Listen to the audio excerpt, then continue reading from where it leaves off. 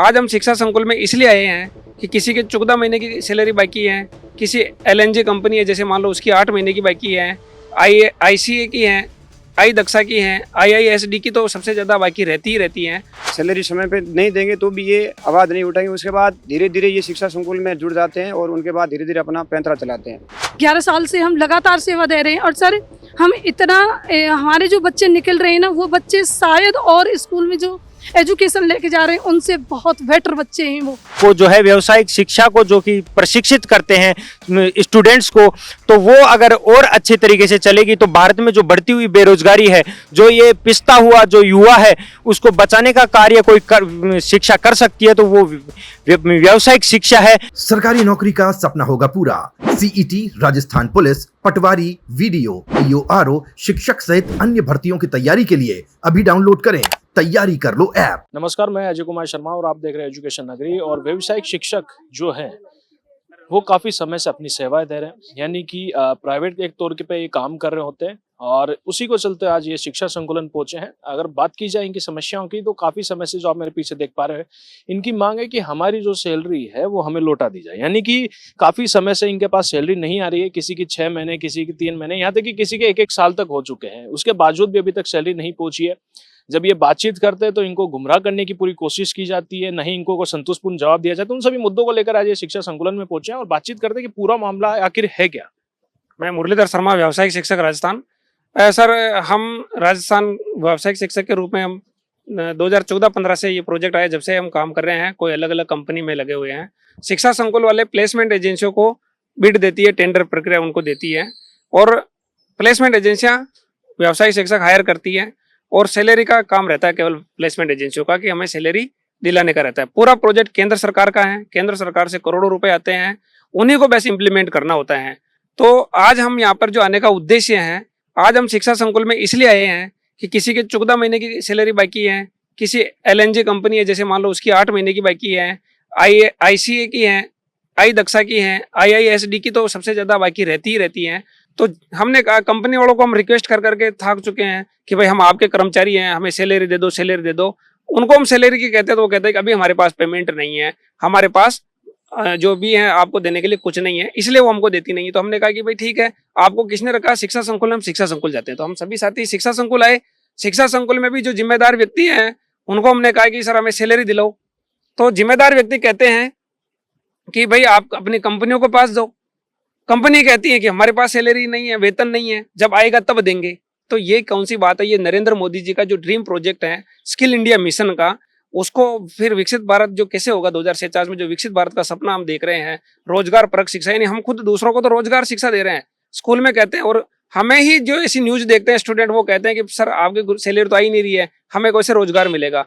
तो हमारा मेन मकसद ये है, हमें ना तो जॉब सुरक्षा है तो जॉब सुरक्षा मिले और इन कंपनियों को से छुटकारा मिले, इन प्लेसमेंट एजेंसियों से छुटकारा मिले, ताकि हम जो है हमें जॉब सुरक्षा मिले। क्योंकि हर कर्मचारी को जॉब सुरक्षा है तो हमें भी उसी के मध्य में जॉब सुरक्षा मिलनी चाहिए। और हमारे आदरणीय मुख्यमंत्री जी भजन लाल जी शर्मा और शिक्षा मंत्री जी से गुहार है कि हमें स्थायी जॉब पॉलिसी मिले। जो हमारी राज्य, जो पड़ोसी राज्य है हरियाणा, वहां पर स्थायी पॉलिसी बनाई हुई है 2022 में ही, वो भी बीजेपी की डबल इंजन सरकार ने करी। अभी जस्ट थोड़े दिन की बात करूं, 2 महीने पहले की, तो दिल्ली के अंतर्गत 38,000 रुपए 100 सैलरी कर दी है। तो राजस्थान के अंतर्गत जो 20-22 हजार सैलरी मिल रही है वो भी समय पे नहीं मिल रही है। तो हमारी सरकार से यही गुजारिश है, यही रिक्वेस्ट है कि जल्द से जल्द हमें भी हरियाणा, दिल्ली की तर्ज के ऊपर हमें भी स्थायी पॉलिसी मिले, नहीं तो हम बहुत बड़ा सही मार्ग पे आंदोलन करेंगे। लगातार आप संघर्ष कर रहे हैं और सबसे बड़ी समस्या कि जीवन यापन करने के लिए सैलरी जो आपकी रोक ली गई है, इसके पीछे की रीजन क्या है? क्या आपको अब तक समझ में आया कि किस वजह से रोक रहे हैं, या फिर नहीं देने पा रहे हैं, या फिर सरकार इनको नहीं दे पा रही है? क्या आपको लग रहा है इस पीछे? सबसे पहले एजुकेशन नगरी का धन्यवाद कि आप हमारी आवाज़ बने।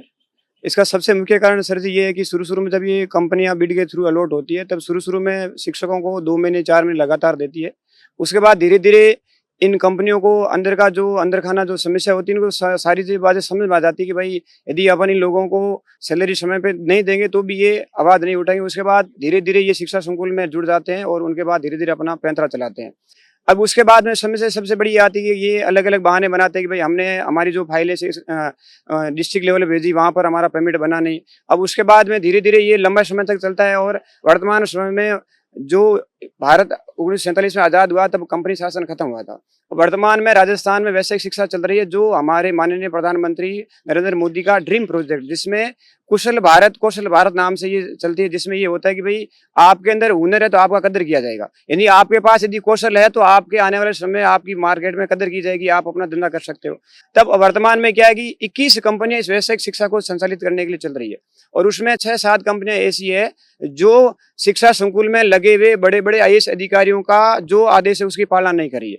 अब 27 मई को यहाँ पर एक बड़े स्तर पर मीटिंग होती है और कंपनी को निर्देशित किया जाता है कि भाई आने वाले 15 दिन में आप जितने भी पेंडिंग सैलरी है वो आपको देनी है सभी वैश्विक शिक्षकों को। और उसके बाद में हंसी सारी कंपनी का जो मौजूद बड़े बड़े अधिकारी होते हैं वो बोलते हैं भाई हम दे देंगे, लेकिन आज तक ऐसी 7 कंपनियां हैं जिन्होंने केवल 1 महीने की सैलरी डालकर इनको बोले हुए हमने वेतन दिया है। अब वर्तमान में सबसे बड़ी स्थिति और सबसे गंभीर स्थिति ISD कंपनी की है, जिनकी मार्च 2025 से लेकर जून 2026 तक की सैलरी बकाया है। अब उसका सबसे पीछे कारण ये नहीं आने का कि इनकी धरातल पर कोई मॉनिटरिंग नहीं है। मॉनिटरिंग मतलब क्या होता है, फीडबैक लेते नहीं है, क्योंकि सबको कमीशन चाहिए और कमीशन बड़े स्तर पे आता है। अब उसके बाद में क्या होता है कि भाई इन पे जो बड़े लेवल पर पैसा आता है, करोड़ों रुपए केंद्र सरकार से आते हैं, उसके बाद भी यहाँ पैसा आता है। अब यदि हम लोग यहाँ पर आवाज उठाने आज आए तब ये लोग बोलते हैं कि भाई आपको सैलरी नहीं मिलती तो आप जॉब छोड़ दो। अब ये कौन सा मेरे इन सबसे और सरकार से पूछने का काम है, इसका मतलब आप कौशल भारत योजना बंद करवाना चाह रहे हो, तो ये कौन सा जवाब हुआ। अब आप दूसरा ये एक्शन नहीं ले रहे कि भाई आप कंपनी पर एक्शन लो, नहीं, आप जो वैश्विक प्रशिक्षक आते हैं उनको बोलते हैं आप जॉब छोड़ दो, ये कोई जवाब नहीं है। अब इसी को मद्देनजर रखते हुए हमने अब फरवरी 2026 से एक अभियान छेड़ा है कि भाई जितने भी राजस्थान में 200 विधानसभा जो सीटें हैं, तो उसमें हमने जितने जनप्रतिनिधि है उनके नाम पर हम मुख्यमंत्री नाम से लेटर निकाल रहे हैं। तो आज तक हमने ये बड़े 80 पेज की हमने एक जनप्रतिनिधियों की एक फाइल बनाई है। अब वो हमने शिक्षा मंत्री को दी, लेकिन शिक्षा मंत्री जी हमें ये बोल रहे हैं कि आप कंपनी के कर्मचारी उनके पास जाइए। अब इसका मतलब हमारी कहीं पर कोई सुनवाई नहीं है, हम यहाँ भी आ रहे हैं कोई सुनवाई नहीं है। तब हमारी जो डबल इंजन की सरकार है, भजन लाल जी की सरकार है, हमें बहुत विश्वास है और हमें इतना विश्वास है कि भाई हमारा ये बात सुनेंगे, लेकिन जब सुनेंगे जब हमारा पूरा पसीना निकल जाएगा, उससे पहले हम ये बोल रहे हैं कि भाई हमारी सरकार से रिक्वेस्ट है कि भाई जिस तरह से हरियाणा ने स्थायी पॉलिसी लाई है, रेखा गुप्ता जी जैसे ही आए हैं दिल्ली के मुख्यमंत्री बनी है, उन्होंने 38,100 रुपए किए, तो राजस्थान में मात्र 20,000 रुपए, वही आप टाइम पे नहीं दे रहे हैं। तब आपको ये नहीं लग रहा है भाई हम लोगों को किस तरह शोषण कर रहे हैं। तब सरकार से एक ही निवेदन है, हमारी नहीं तो आपके जनप्रतिनिधि सुने, आपके मंत्री के सुने। हीरालाल जी नागर ने भी हमारे लिए लिखा है, किरोड़ीलाल जी मीणा ने लिखा है कि भाई आप इनके लिए स्थायी पॉलिसी ले। तो आपके माध्यम से हम सरकार से निवेदन कर रहे हैं, आज नहीं तो आपको लानी पड़ेगी, लेकिन समय रहते स्थायी पॉलिसी लाए और कौशल भारत के तहत भारत को कुशल बनाए। आप हमारी आवाज बने। आपको बहुत बहुत धन्यवाद।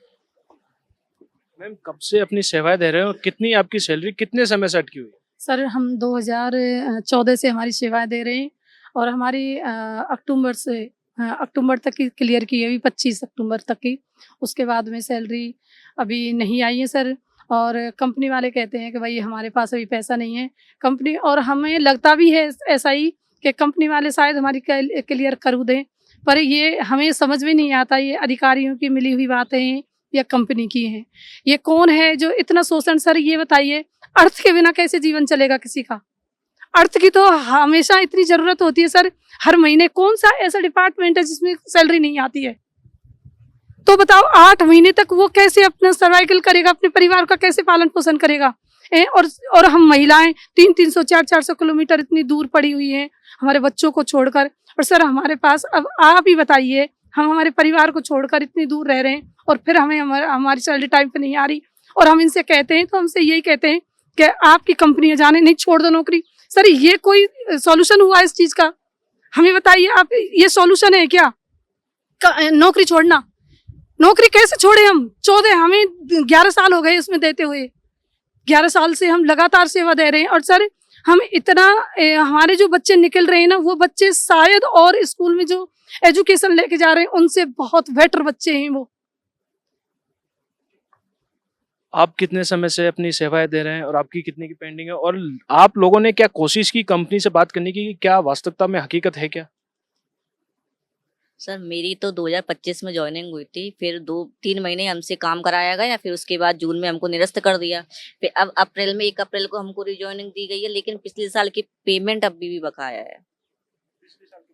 हाँ, कंपनी में जाके बात की कंपनी से? कंपनी वाले बात ही नहीं करते हैं किसी से, बात ही नहीं करते हैं। यहाँ आते हैं हम शिक्षा संकुल में।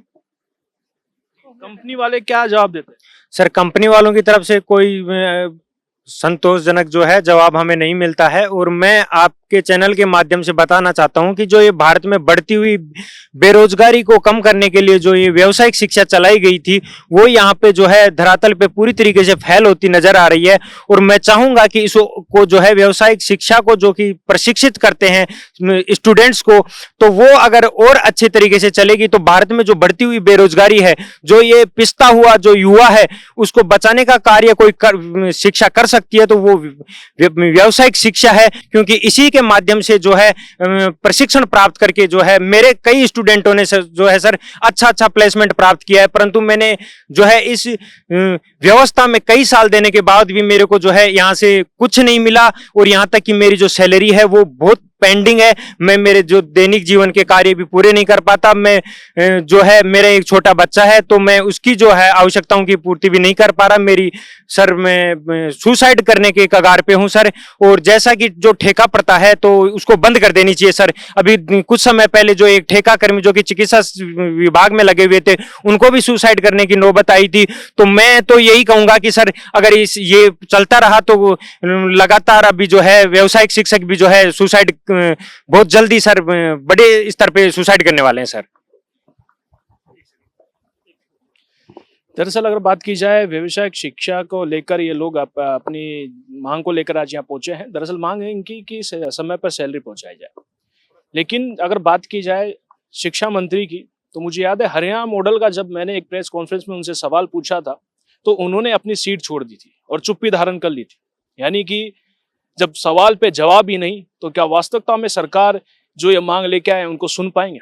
जब मंत्री ही उन जो जवाबदेही हैं वो जवाब देने को तैयार नहीं, हरियाणा मॉडल को लेकर क्या राजस्थान में लागू हो पाएगा, उस पर उन्होंने चुप्पी साधी। इसका मतलब साफ जाहिर होता है कि वो इस मुद्दे पर कोई बात नहीं करना चाहता या फिर इस मामले के पीछे कुछ बड़ा हाथ है, बड़ा कुछ खेल चल रहा है। जिस तरह लगातार इनकी सैलरी नहीं दी जा रही, काफी समय से कंपनियां सैलरी नहीं दे रही है या फिर सरकार उनके पास पैसे नहीं पहुंचा रही है, आखिरकार ये मामला चल क्या रहा है ये तो वक्त ही जाने। और भगवान के भरोसे, इस बार सरकार नहीं भगवान के भरोसे, क्योंकि सरकार जो मंत्री खुद है वो खुद ही जवाब नहीं दे रहे। ऐसे ही न्यूज के लिए बने रहिए एजुकेशन नगरी न्यूज पर। नमस्कार।